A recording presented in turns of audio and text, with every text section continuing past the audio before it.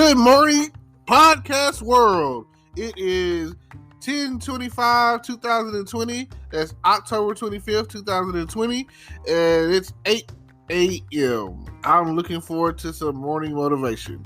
And today I'm going to talk about the presidential election that just took place, the last one before the upcoming election of 2020. All I can tell you is get out there and vote. Trump or Biden, Republican, Democrat, red or blue, all of that. Whatever you're looking towards getting out of this, hopefully you get it. Now, all the debates, I only half watched it because they were kind of trash. And the vice president election was interesting because people could not stop talking about the fly that landed on Pence's head. And the thing they kept saying about it was flies only land on things that don't smell good. Just think about it like that. So they were saying like he must have really stunk up a storm for that fly to continuously want to buzz and land on his head that way.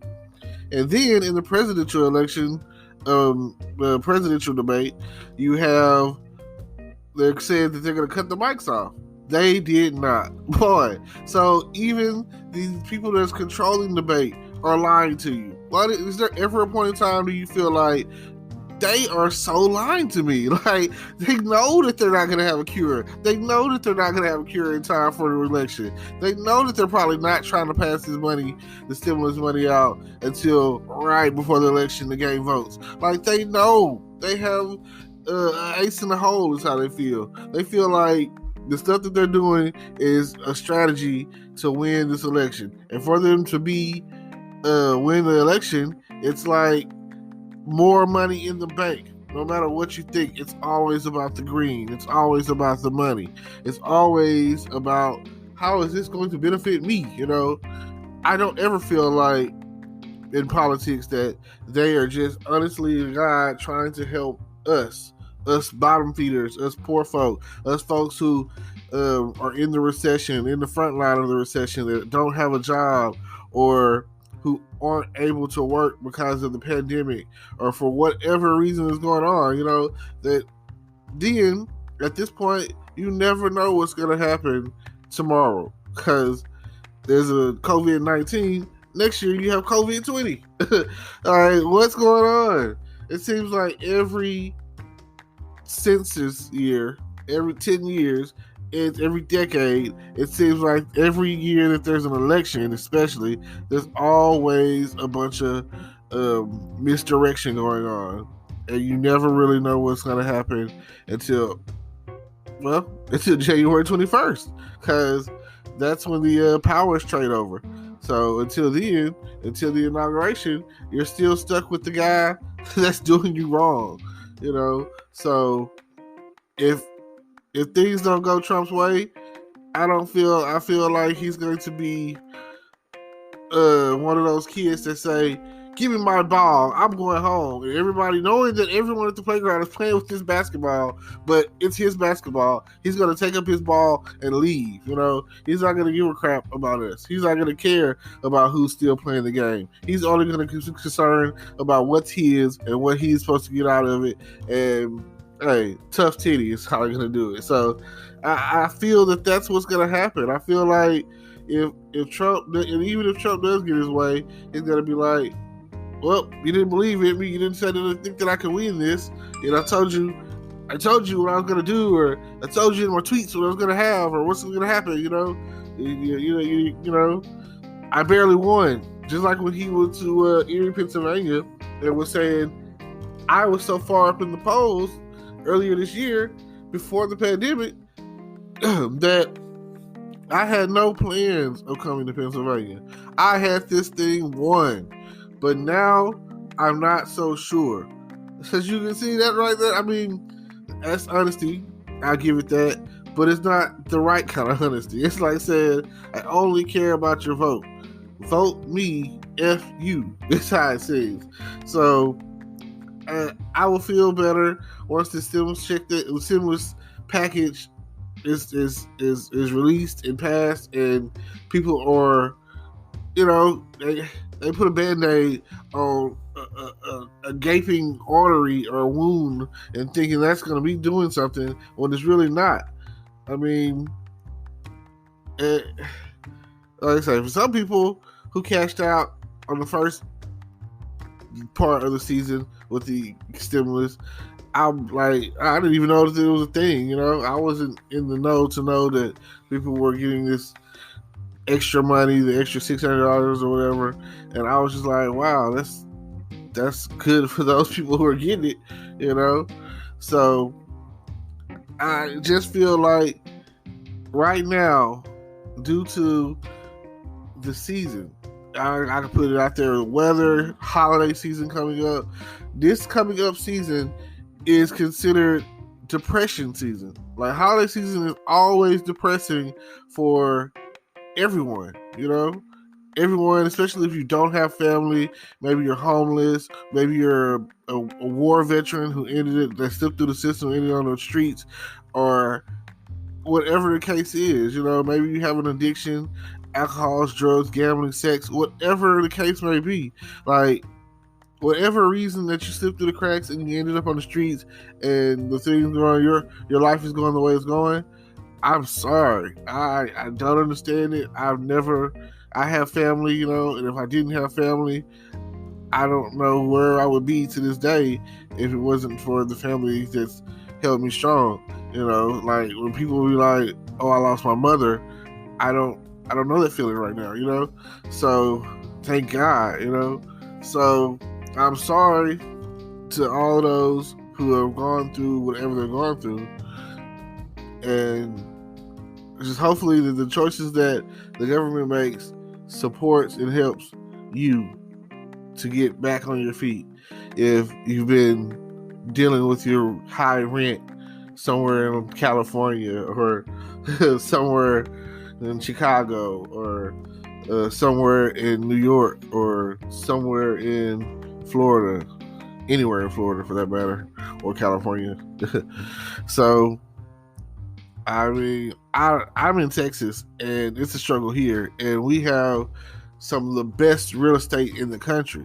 Like, when I have friends that are in college that used to come to Texas or whatever and see how the prices were different. Like, in California, gas prices for a regular unleaded could go up to $5 a gallon. I've seen it with my own eyes. I've taken pictures of it. That's why a lot of people don't drive cars. That's why it's cheaper to take the bus. Why would I not take the bus if I have to pay $5 a gallon and my car is only giving me about 13, 14 miles a gallon? Hey, if you got a hybrid or something, it might be giving you 20-something miles a gallon. But either way, that's still, like, think about that. That is like a lot. And then if you don't have a good paying career or job or anything, like, you stuck. Like, I couldn't live in California unless I was rich. I always had this thing thinking, if you stayed in California, oh, you must got money, because that's Hollywood. That's the first thing you think of when you hear Hollywood. Or if you're really historical, you think of the Gold Rush, or you think of the Golden Gate Bridge. You feel like if someone says they're from San Francisco, you're thinking like, oh man, these people got to be rich. Or if you think of someone from Hollywood or whatever, you thinking like, oh, these people are rich. And nobody ever really talks about San Diego, and I hear it's like one of the better cities to live in. I hear good things about San Diego. It's got some of the same amenities that you get from the other cities, but it's just, I hear they're like nicer there or something. I don't know. And I've never been to San Diego. I have been to the Bay Area and the Los Angeles area. So they're different from what I'm used to. Like I said, here in Texas, you get a lot of people waving at you for no reason, and for people from California, like, it's a mug reflex to be like, what they waving at? They're not used to the Southern culture, Southern hospitality thing. So either way, I'm not really sure how this thing is going to swing out, but I tell people all the time, I'm 1,000% sure that the Republicans are going to win, that Trump is going to win, and Even though you sit there and you talk about a time for change, it's always harder to fight to get on top when you're the bottom guy. It's always harder to get a person out of office than to stay in office. Like once you win your first term, it's usually just like, oh, you seen what I can do, boom, roll over and to the next term. Like it'd be different if someone else was in place and then Trump came along. Then you'd be like, I don't know, we'll probably just keep the same guy that we got, or if it was Hillary, they still would probably vote her out because she's a woman. I don't feel like, and that's the main reason that I feel like that they messed up, because most countries don't even want women in power, right? It's still radicalists out there in the U.S. that feel like women should not be in authority. Women should not be head of churches, or like we are the men. You know what I'm saying? Feel like so they're still battling the fact that a lot of there's people out there that don't want women in the military, as far as like, especially to go see like actual action, going to war and stuff like that. These are the things that we still deal with, and will probably forever deal with. Didn't seem like it's going to change. You had the woman suffrage, and then you've had the whole liberation of women, burn our bras, like back in like the 70s or whatever. So, every 50 years, I guess, which, let's see, every 50 years or whatever, which is, this is in that range, to where it seems like it's something for the women it's about to pop off. So just something to expect, especially if Kamala Harris becomes vice president. I feel like it'll be a lot more, because this is the thing I didn't understand from the get-go when Trump first got elected. After the conversation that took place on his bus, and I was calling him President P Grabber, girl, look out, ladies, he's gonna grab your vajayjay, So he was president. Like I think it was, I don't know if it's Dave Chappelle or whoever, President Pussy Grabber, I know they said it on I think it was American Dad or something. Either way, I know that the joke should have been made, and I've even seen it to where when they're like giving out awards, or he's standing by little girls, they be afraid of him. I'd be afraid of him too, based off some of the comments and statements he's made. But like he said, when you're famous and you're rich and you're powerful, you're president or whatever, you pretty much do what you want,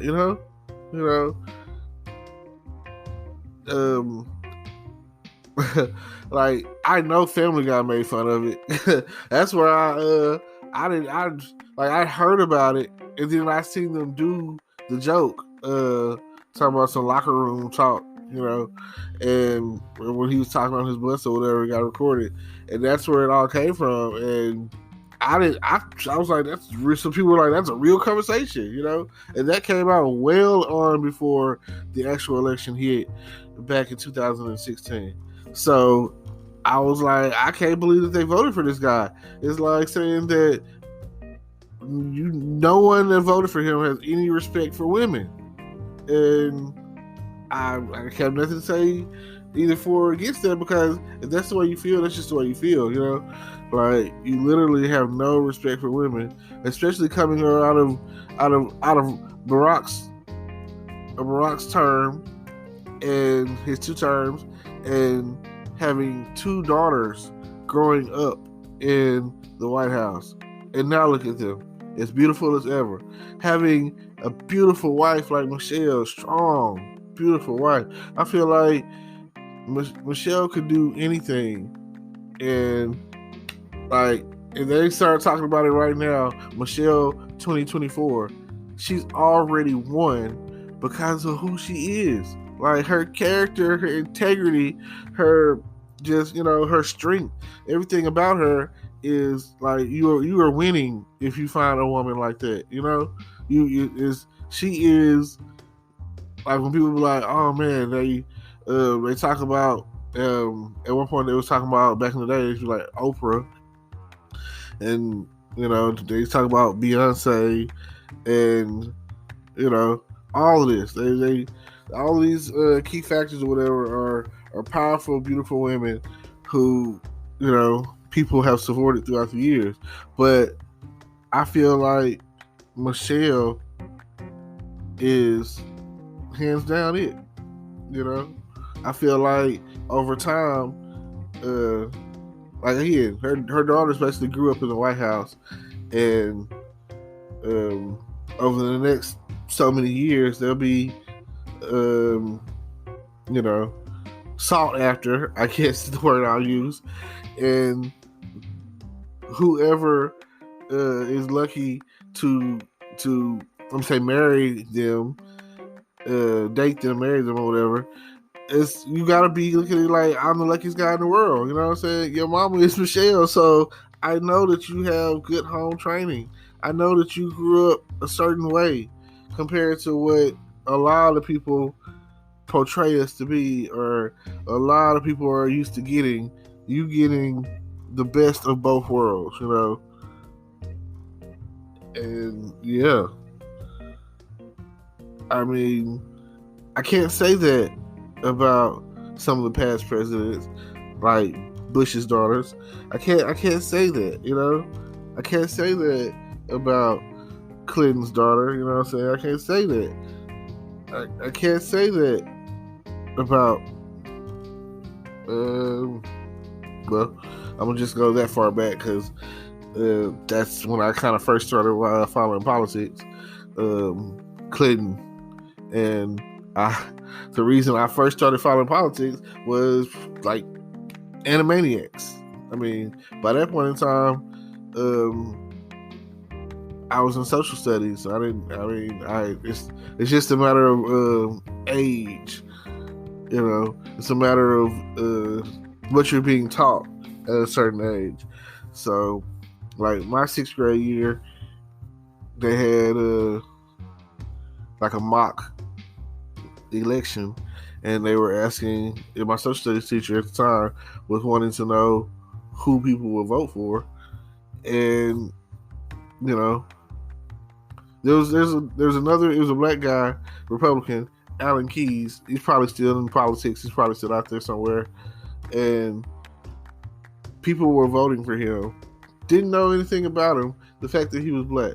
So I know that that's a factor, and I understood, back then. But I still voted for Bill Clinton back then because I felt like he was the truth. He was really, like, he did a good job, regardless of what was happening in the Oval, little oil in the Oval, regardless of what was happening or whatever at that point in time, which still, in my world, made him so much cooler. I don't care what nobody says. Like, Democratic presidents are so much cooler. Oh my gosh. Like, Kennedy. Like, and it wasn't until college that my favorite president popped on the scene that I was aware of, and that was Roosevelt. FDR. And his slogan was a chicken in every pot. And like I say, if a president were to say that right now, I'd vote for him. That is like the coolest thing, especially you got to look at what was happening at the time. That was a time during the Great Depression where that nobody was getting food, nobody was eating. They had like soup lines and chow lines, and and like war was going on, and all of this stuff was happening. Like, it was at that time or whatever, the Holocaust was taking place at the time. So you have to think about what was going on in the world to where the phrase "a chicken in every pot" was so empowered, like such an impact. And I'll say it like this. The last thing is, he was a cripple. He was in a wheelchair, and that right there lets you know, like, that's a powerful thing to think about. If this guy who couldn't really walk could run the country so well, what can you do if it's in your hands? And some years later, that's exactly what we got called for. What can you do for our country, JFK? And don't think about what your country can do for you. What can you do for your country? Powerful words, democratic words, something to think about. All right. Well, it's getting a little late, so early, whatever. Time's running.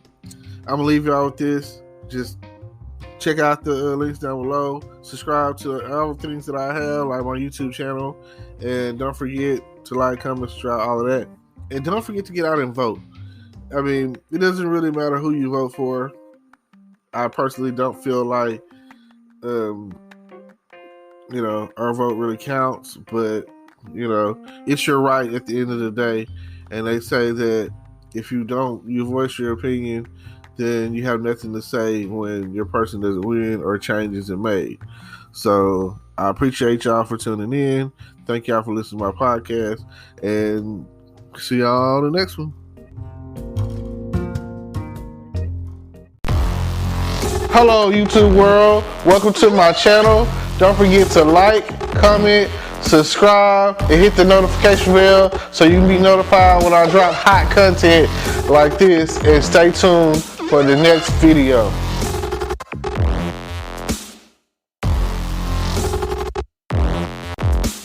Today is your lucky day. Today is the day that our $3 website works for you, paying you directly to your PayPal daily. Imagine $3 ongoing continuous payments to your PayPal account. Imagine falling asleep and waking up to $300 in your PayPal account. How would this make you feel? How could this help you? What bills could you pay? What kind of fun could you have? What does that retirement look like now?